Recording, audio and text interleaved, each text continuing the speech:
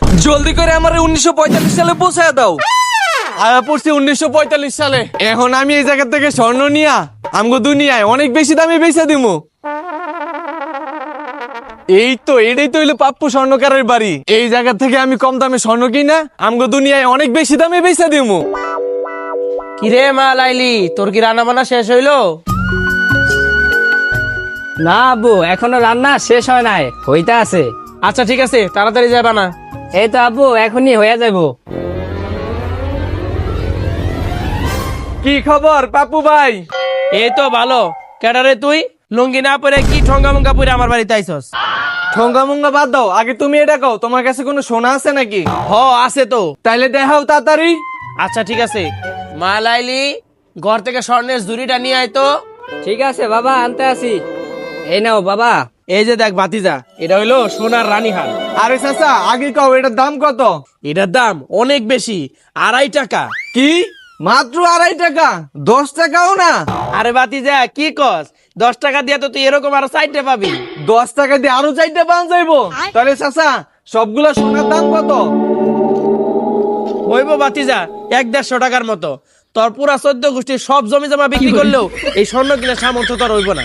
High, শালা চাচা তুই আমার কি মনে করছিস আমি গরিব? এলো 500 টাকা দিলাম, সব দিয়ে আমার দিয়ে দে। ওই হারামজাদা, তুই এর আমার কি এর টাকা দিছস? এটা তো নকল টাকা।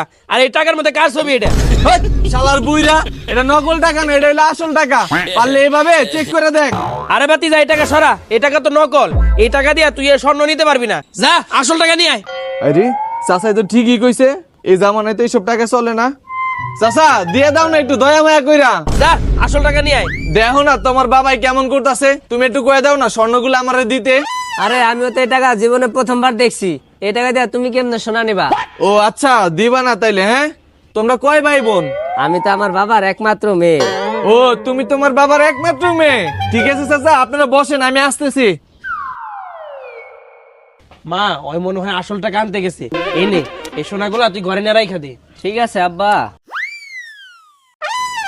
চাচার একটা মাত্র মাইয়া, ওরে যদি আমি পটায় নিয়ে যেতে পারি তাহলে চাচা সবগুলো স্বর্ণ আমার হয়ে যাইবো।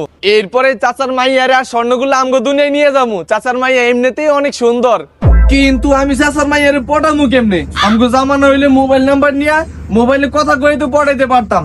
এ জামানায় তো মোবাইলও নাই। যেভাবে হোক চাচার মাইয়ারে আমার পটাইতে হইব।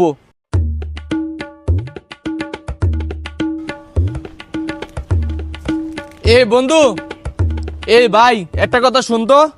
ভাই কি কবি ক। ভাই আমার একটু হেল্প করতে পারবি? হেলেপ? হেলেপটা আবার কি?